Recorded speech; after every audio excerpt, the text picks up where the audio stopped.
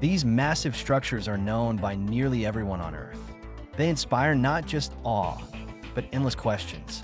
And yet, no one can answer the simplest of them all. Why were they really built?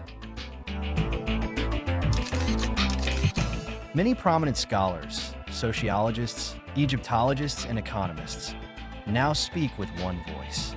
They believe that for a nation to survive in unity for thousands of years, it needed something more than religion and power, something that gave people pride, security, and real value. Today, a new theory is raising bold questions. Were the pyramids truly tombs, or more like a tool? And was the religious symbolism just a pretext for massive spending that gave Egypt strength, development, and stability?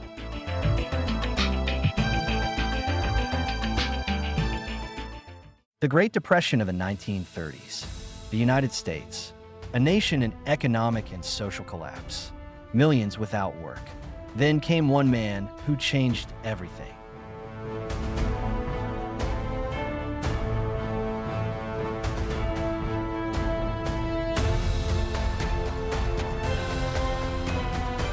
President Roosevelt launched the New Deal, a bold attempt to rescue the country.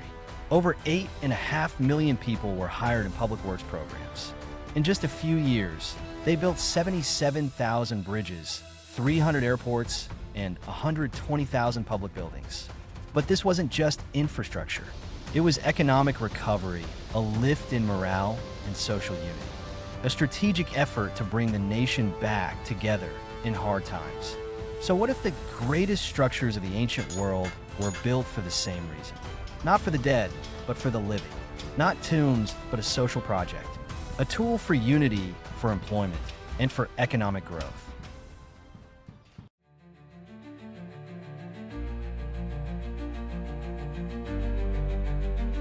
To understand the meaning behind the construction of the pyramids, we must go back to a time when Egypt was divided, fragmented, unstable.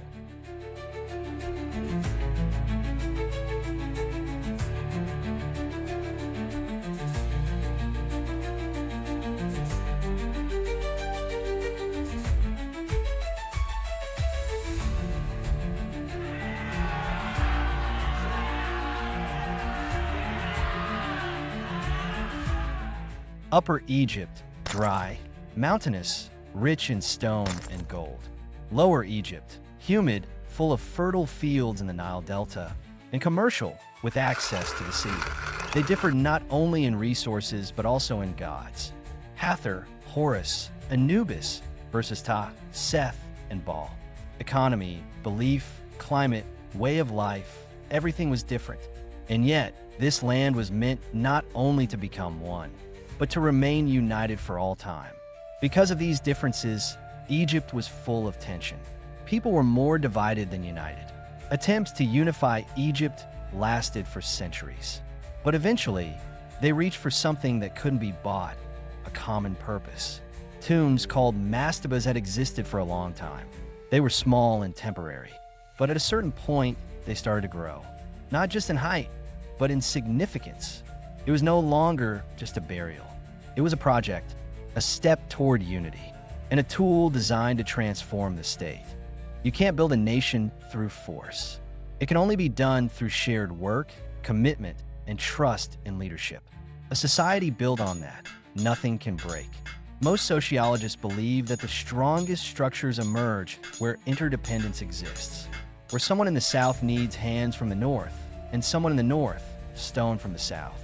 The pyramids were not just made of stone. They were a bond, a reason to work together, to learn from one another, to respect, and to grow.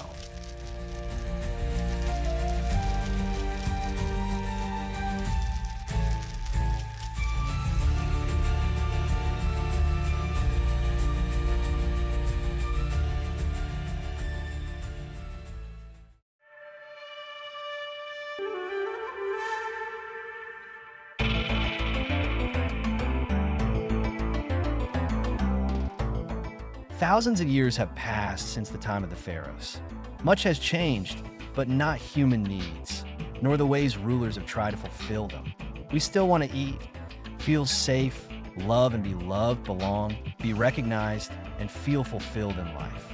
Maslow called this the hierarchy of needs, and ironically, today we know it as Maslow's pyramid. But the pharaohs understood it all instinctively, not from theory or books. They practiced power for thousands of years, and power works today just as it did back then. That's not a coincidence. It's proof that the core mechanisms have survived. Why? Because it simply works. For years, we believed that the pyramids were built by slaves. A simple myth, easy to repeat and easy to accept. But everything changed in 2013 when the Diary of Merer was discovered. This Egyptian overseer, who took part in the construction of the pyramids, documented the transport of stone from Tura to Giza, and most surprisingly, payment for the work. Bread, beer, rations, a seemingly small piece of history, but one that changed the way we think. The Merer Diaries, for some, just a technical note. For others, a breakthrough. That's when a new theory emerged, that the pyramid was not the goal, but the tool. It was an economic system, a strategy for managing the state, a business plan written in stone, not in sand. The Great Pyramids of Egypt, often described in history primarily as tombs, were in fact a perfect tool in the hands of the pharaohs, used both for executing a well-planned economic development strategy of their nation and for maintaining an extensive social welfare program, while mitigating the cultural, social, and economic tensions that existed between the inhabitants of Upper and Lower Egypt following their unification. Moreover, historical evidence suggests that many rulers were aware of the risks associated with revealing their burial sites, which is why their bodies, along with their treasures, often rested in more discreet locations. This highlights that the Great Pyramids played a more functional rather than ceremonial role, and the success of the pharaohs was not in the rapid completion of the monuments, but in the very process of their prolonged construction. John Maynard Keynes believed that during an economic crisis, a government cannot stand by. It must act. And he was right. His theory says that employment, public investment, and demand are tools of stability. Roosevelt understood that too. The New Deal employed millions. But Egypt did it earlier.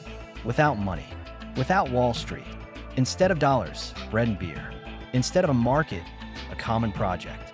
The pyramid was a response to every natural human need, long before any theories or books were written about it. Roosevelt built bridges and dams so that people could use them. The pharaoh built something only he was meant to use. And yet, for the people of that time, the needs of their ruler, whom they believed to be a god, were just as important as infrastructure is to us today.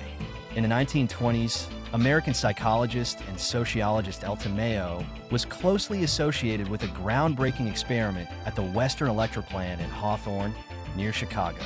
The factory employed thousands of people, men and women, performing repetitive tasks on the assembly line.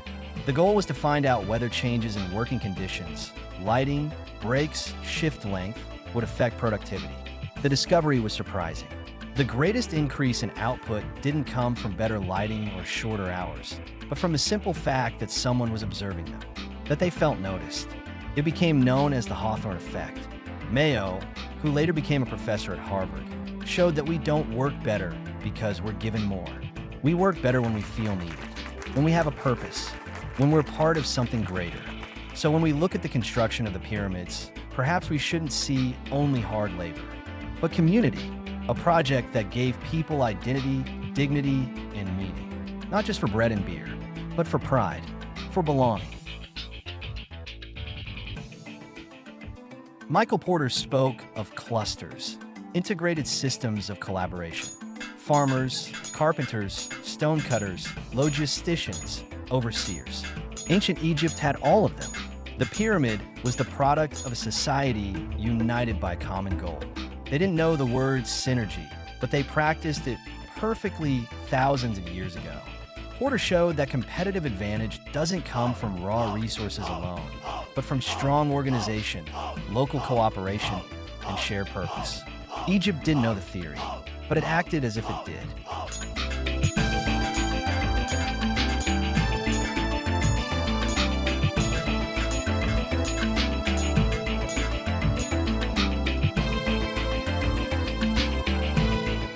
Three theories, two eras, but one mechanism: work as the foundation of society, a shared goal as the glue of a nation, labor on the pyramid as proof that it already worked back then, not by accident but by design, with people in mind, all people, regardless of origin or religion. Today, the evidence keeps growing. Mirrors journals, workers' villages, wages for labor, farmers hired to build the pyramids during the Nile flood season. These are not signs of religion. They are signs of organization, administration, economy.